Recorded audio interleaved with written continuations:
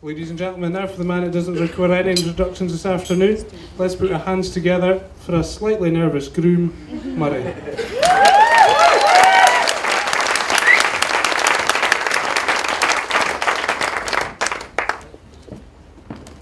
Okay, firstly, thanks Alan, and thanks for that push start you gave me many years ago. I'd like to start by welcoming all our friends and family here today. On behalf of my wife and I,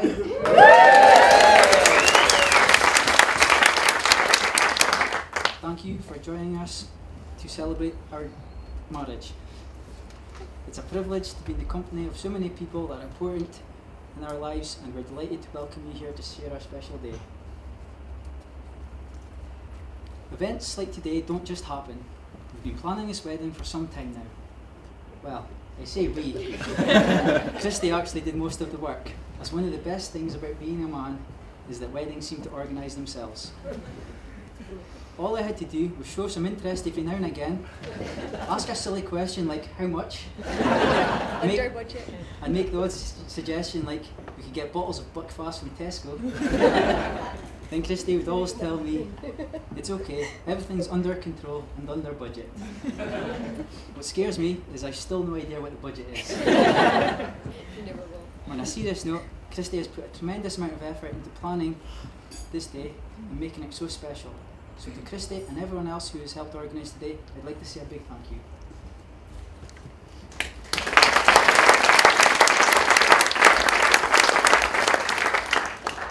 Now, as custom, there will be several toasts during my speech, so please can I ask that you don't down the whole glass at the first toast. Okay, Dad? Too late.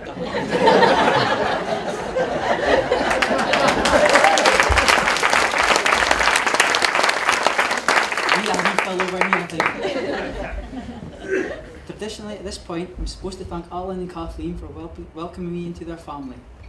But you've both made me feel like part of the family for many years now, and I could not have asked for nicer in-laws. Thank you for bringing up Christy to become the wonderful woman I've married today.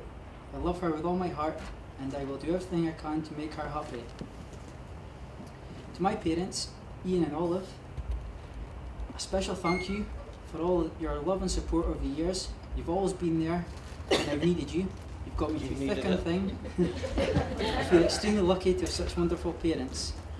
It must be very hard to come to terms with the fact you've raised such a perfect son. Sorry,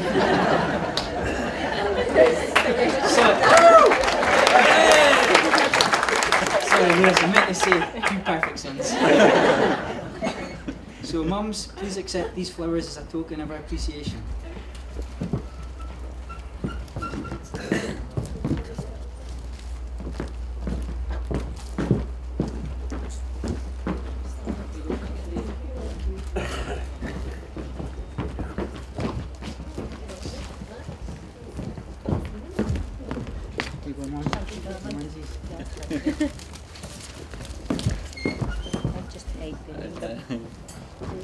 Ladies and gentlemen, please raise your glasses to the parents.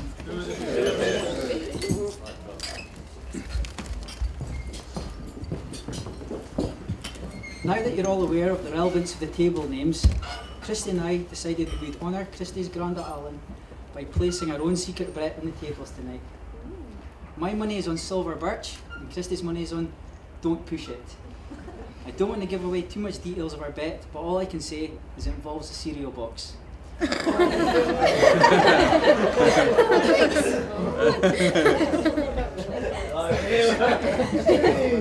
for all the people we would have liked to have been here today but couldn't manage for whatever reason, I'd like to propose a toast. Please raise your glasses to absent family and friends.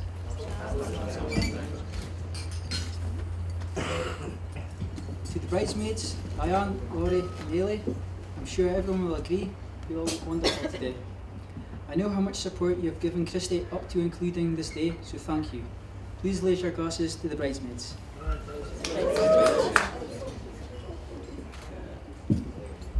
On behalf of my wife and I, we would like to thank you all for your honeymoon contributions and wedding gifts. We are truly overwhelmed at everyone's generosity. Christy and I plan to enjoy a great start to our marriage on honeymoon in Hong Kong and Bali. So once again, thank you.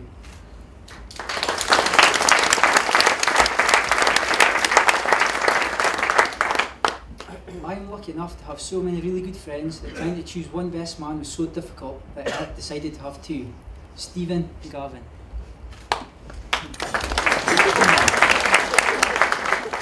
Having two best men created the dilemma of who would give the best man speech.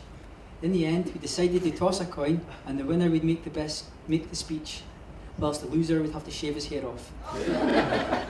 Steve won, and Gavin assures me he's shaved his hair off. He just won't tell me from where.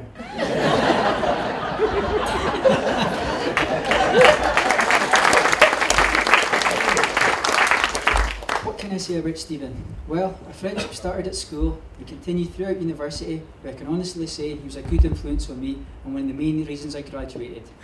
Stephen's a great friend and he's one of the most reliable and dependable persons I know, and I'm sure he will do a fantastic job of his speech. No pressure. I then met Gavin a few years later, where we became really good friends while drinking lots of beer and generally terrorising Inverurie. During our friendship, I also taught Gavin how to play golf, but unfortunately, he's still hopeless. He's the only golfer I know who shouts four when he's putting. I would like to thank you both for agreeing to be my best men. I couldn't have asked any more from you. Thank you.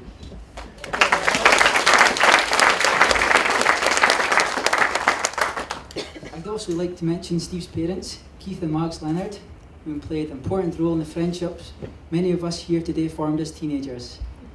We all used to hang out at the Leonard household, where we must have eaten him out of house and home. So Keith, Mags, today it's my turn to return the favour. Please feel free to run around and make as much noise and mess as you want.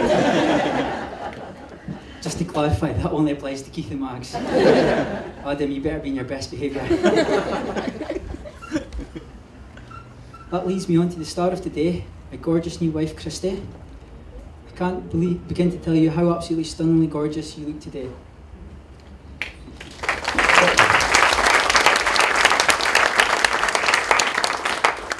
Christy and I met thanks to my pal John Henderson. He's here today. Hey, John boy. John happens to be boyfriend to one of Christy's really good friends from Peterhead, Isan Ho. It was at Isan's birthday party that Christy and I first met. I can remember it like it was only yesterday. There I was, standing in the living room, looking pretty cool and sophisticated. Sausage roll in one hand, a can of Tennent's Lager in the other. Then the door opened and in walked this pretty little redhead.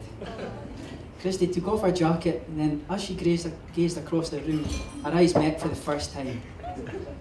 She gave me a cheeky smile.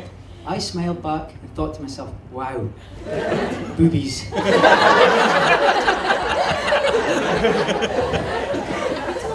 as they say, the rest is history. Christy and I are a great match. We each have our good points and bad points. I can be pretty annoying, but fortunately Christy is very patient. For example, when I first met Christy, she was living in her flat in Aberdeen. She was very house-proud and her flat was kept immaculately clean, with everything having its rightful place. She had a set of Russian dolls that sat on the windowsill in the living room. Well, whenever Christy wasn't there, I would take it upon myself to move each of the dolls and hide them all over the living room. One on top of the TV, behind the pictures. I think you get the idea. I used to love to see how long it would take her to notice if they had been moved and see how long it would take her to find them all. Needless to say, Christy soon found this to become very annoying and decided to hide the dolls from me. I wish I knew where those dolls were now. What, these ones? Oh, that'll be them.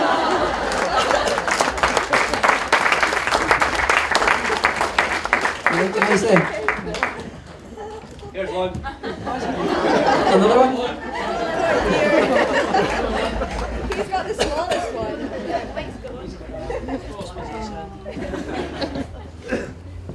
Okay. Christy, I love you in so many ways, for so many reasons. You know me and understand me like no one else ever could. You make me laugh so hard and smile so often. You have a way of bringing out the best in me, but mostly, you're my best friend.